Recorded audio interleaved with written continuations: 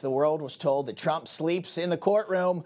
Of course, the former president sees it differently, claiming, to the contrary, the fake news media, I don't fall asleep during the crooked DA's witch hunt. I simply close my beautiful blue eyes, sometimes listen intensely, and take it all in. Of course, this is a far likelier story. I'm sure the media simply confused Trump sleeping with the nightmare our entire country is living through under Joe Biden's rule.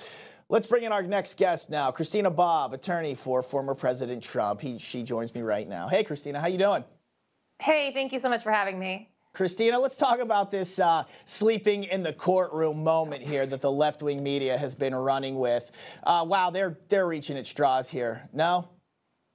Well, as someone who is recently indicted myself, I cannot imagine falling asleep in my own trial. I mean, the idea that President Trump would be sleeping through this is absurd. Not only do I not think he's sleeping, I think he's incredibly angry. And I can only imagine having to sit there and listen to people who are confirmed liars talk about you and make up stories about you. And everybody knows that Michael Cohen has proven himself to be a liar. You've got Michael Avenatti tweeting that these latest witnesses are lying about what happened and sensationalizing things. So everybody knows that this is political theater. And yet you have to sit through it and listen to this. I don't think he was sleeping. You can only imagine the immense pressure former President Trump is under. I know many other people in the media, they've asked him, sir, how do you do it? I don't know how he does it sometimes, to go through what they have thrown at him.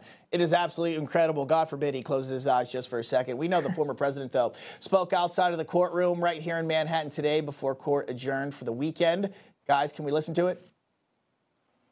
Whether at the border, whether the horrible reports that came out today are jobs numbers, with all you hear, whether inflation, which is destroying us, a lousy economy, Afghanistan, allowing Russia to attack Ukraine would have never happened.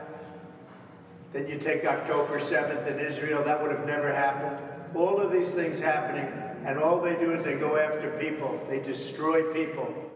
So, Christina, I know former President Trump says a lot that this is election interference. He can't go campaign.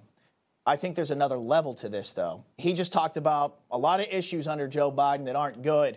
The border, inflation, his economy, wars going on in the world. I think it's election interference in that the trial is taking up the news cycle just as well. Do you believe that was part of their plan? Yes, it's their only plan. They can't beat him on the issues. They can't beat him on the polls. They can't beat him in popularity. They can't beat him in social media. They can't beat him in real life.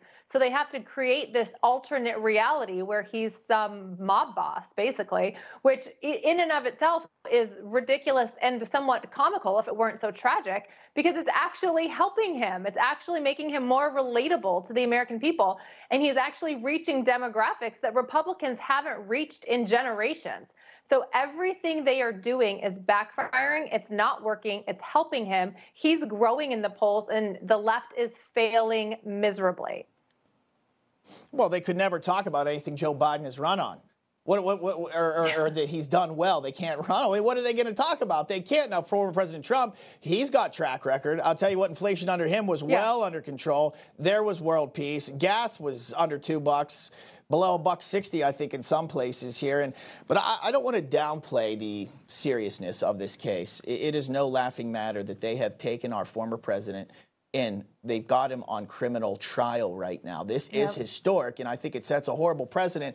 But I want to bring up this poll here. Americans might not seem so as obsessed as what Democrats had thought or had hoped. You can see not only is he leading in several key swing states, but also about 55% of the country, they're not paying attention to this trial whatsoever. I don't think it's having the impact that Democrats had hoped. If you hate Trump, there's plenty of people out there who do. You like that they're going after him. If you're a supporter, like so many of us are, that you think he's not going to get a fair shake from the judge. He's not going to get a fair shake from the jury. And that's going to be that. And we're going to move on at some point.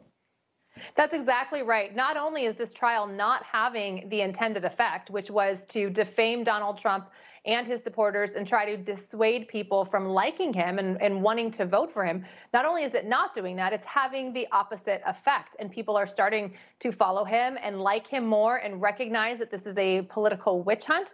And to your point, they don't care about the outcome. This trial is nothing but political theater, and no one likes the show.